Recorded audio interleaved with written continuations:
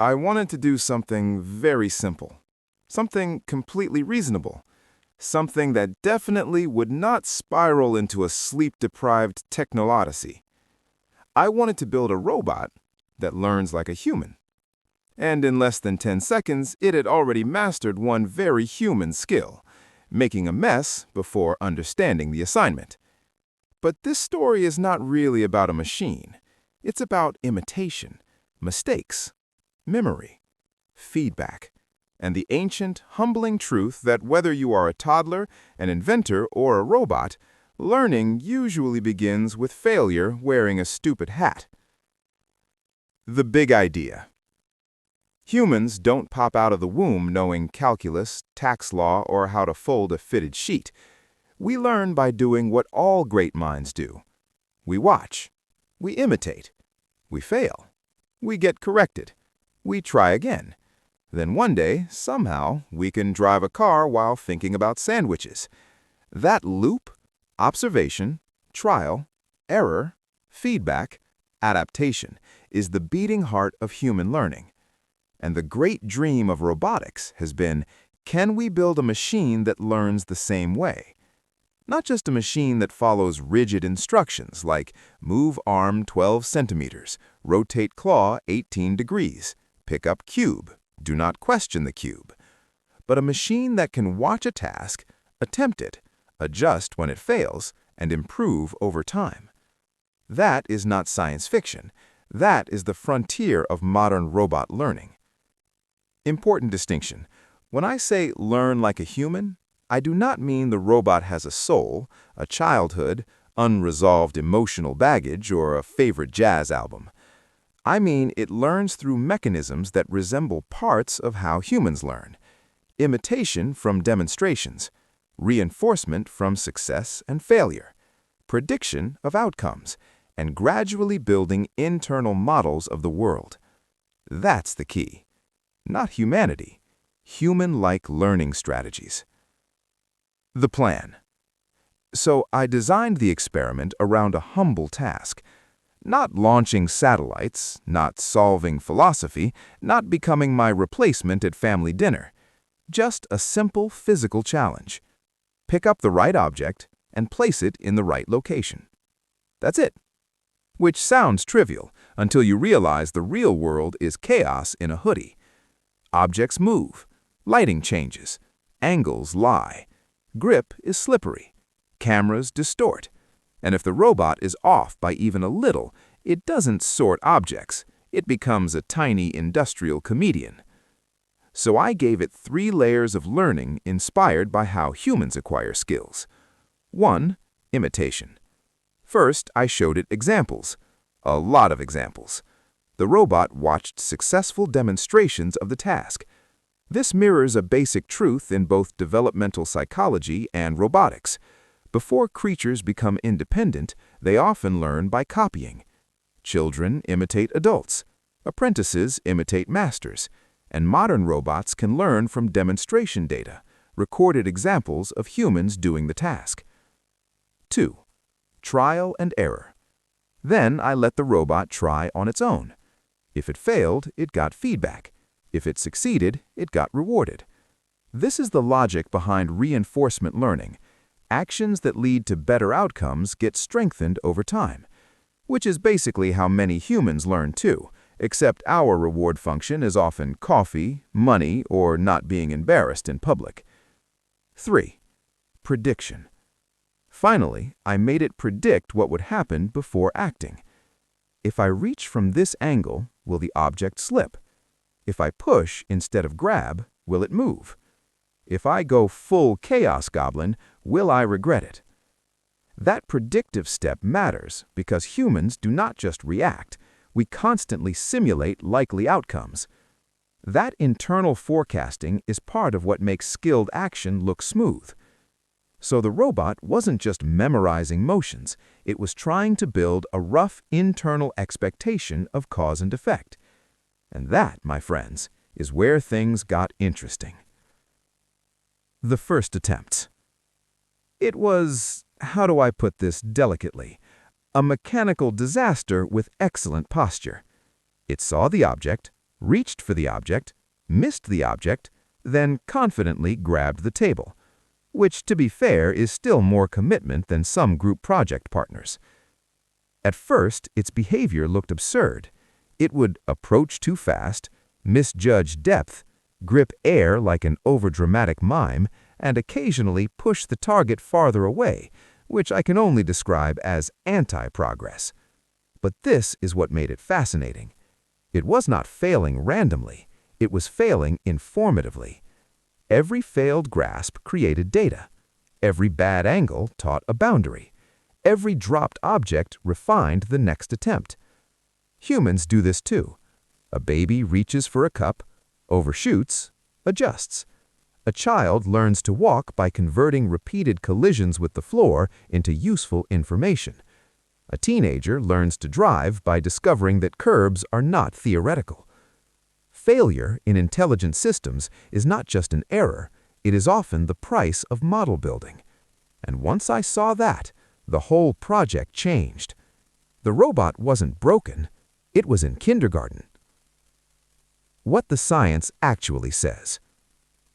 Let's step out of the workshop for a second and anchor this in real science.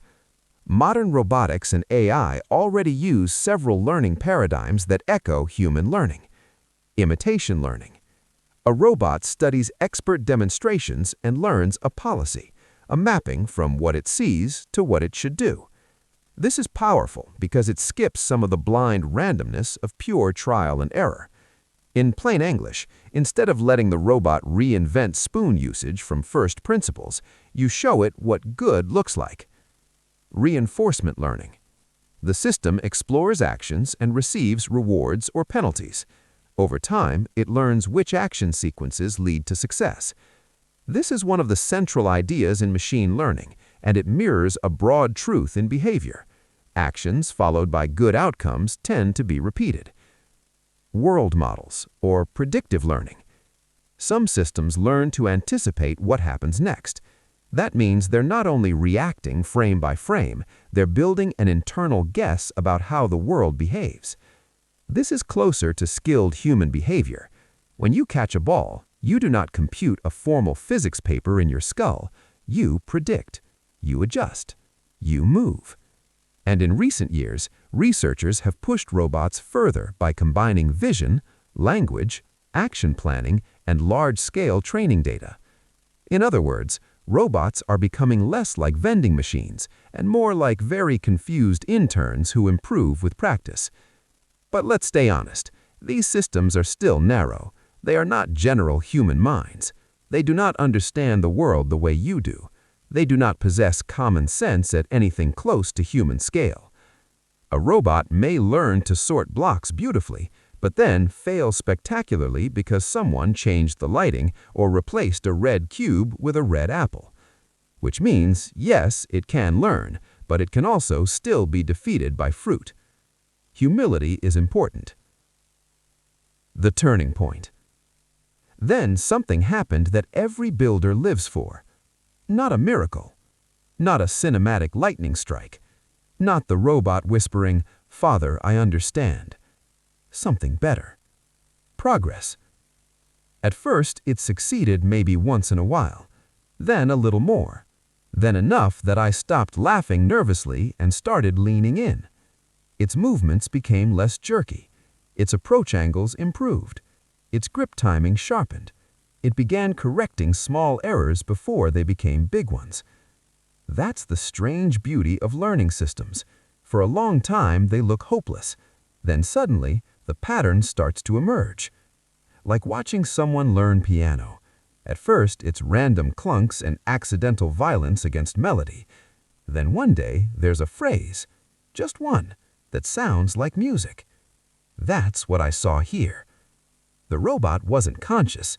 It wasn't inspired. It wasn't having a personal breakthrough while gazing into the mechanical abyss, but it was adapting from experience. And that distinction matters, because adaptation is the seed of intelligence. The problem no one talks about. And just when I was ready to declare victory, reality did what reality always does. It moved the goalposts. I changed the environment a little. Different lighting, a new object shape, slightly different placement. And suddenly, my rising mechanical prodigy behaved like it had been hit by philosophical confusion. Why? Because one of the hardest problems in AI and robotics is generalization. Humans are astonishingly good at transferring knowledge. If you learn to pick up one mug, you can probably pick up another mug, even if it's taller, wider, uglier, or says "world's best boss" with absolutely no evidence to support the claim. Robots struggle more. A system can perform brilliantly in the conditions it trained on, but stumble the moment the world changes. This is why building a robot that learns like a human is not just about letting it improve on one task. It is about helping it become robust across variation. And that is brutally difficult, because the real world is not a clean lab. The real world is a prankster. The real world gives you glare, clutter, occlusion, noise, weird textures, unstable objects, and human beings who place things exactly where they should not be. So the true challenge was not, can the robot learn? It was, can it learn in a way that survives reality? The deeper rabbit hole. This is where the story stops being about one robot arm on one table and starts becoming a mirror for all intelligence. Because what does it even mean to learn like a human? Humans are not blank hard drives. We are prediction machines wrapped in biology. We learn from sensory input, repetition, social cues, reward and punishment, memory, and compressed mental models of reality. A child does not memorize every possible door. They learn the concept of door. Then they transfer that concept. That's profound. And it exposes the real gap. Machines are often excellent at optimization. Humans are extraordinary at abstraction. A machine says, I've seen 10,000 labeled examples of this. A human child says, I've seen 2 examples, one cartoon, a half-broken version at grandma's house, and I still basically get it. That efficiency is one of the great marvels of biological intelligence. So if you truly want a robot to learn more like a human, you are chasing something deeper than accuracy metrics. You are chasing better transfer, better causal understanding, better adaptability, and more flexible use of prior knowledge. In other words, not just more data, better structure. And that realization hit me harder than any technical bug. Because I went into this project thinking the big challenge was building the robot, but the real challenge was understanding learning itself. The machine was not just a tool, it was a question with wires attached. The funniest part. Now, let me be honest with you. There were moments when this project looked less like the future of intelligence and more like a Roomba got a promotion it was not emotionally ready for. At one point, the robot failed the same grasp so many times, I began to respect the persistence. It had the energy of a man trying to unlock the wrong car in a parking lot while pretending it's definitely his. And yet, there is something weirdly inspiring about a machine that just keeps adjusting. No ego, no embarrassment, no dramatic resignation tweet, just attempt, score, update, repeat. Frankly, some of us could use more of that energy. Because hidden inside all the comedy was a brutally effective lesson. The robot improved precisely because it was allowed to be wrong. Not once, not twice, repeatedly. And every correction made the next action slightly less foolish. That is not just machine learning. That is life in a lab coat. What actually happened? So, what happened in the end? Did I build a robot that learns exactly like a human? No. And anyone who says that too casually is either overselling, confused, or trying to raise venture capital. What I did build was a system that learned through a human-inspired loop. It watched examples, practiced through trial and error, received feedback, and gradually improved its behavior. It became measurably better, more reliable, more adaptive within its task range.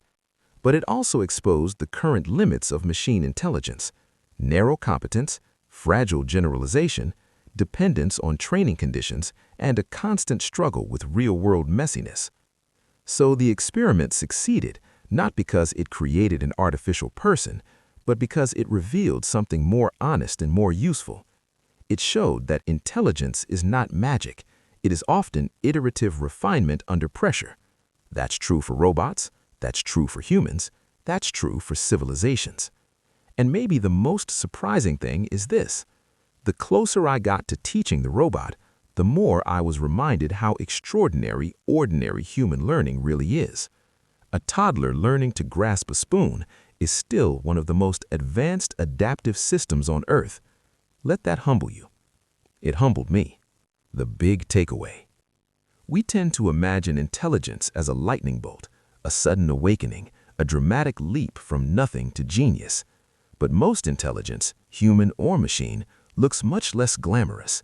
It looks like confusion, repetition, small corrections, and progress so incremental you almost miss it. Until one day, the thing that once seemed impossible becomes routine. That is the real story here. Not, I built a supermind, not, the robots have arrived, not, humanity is obsolete, please panic politely. The real story is that learning, real learning, is built on a staircase of mistakes. And if a machine can improve by surviving failure, then maybe we should stop treating our own failures like verdicts and start treating them like training data. So yes, I built a robot that learns like a human. And what happened? It failed, then it learned, then it failed differently, then it got better. Which is honestly the most human part of the whole story. If you want, next we can go even deeper. How robots learn from imitation alone, why human children still learn more efficiently than AI, or the terrifyingly fascinating question, what happens when robots stop just learning tasks and start learning goals?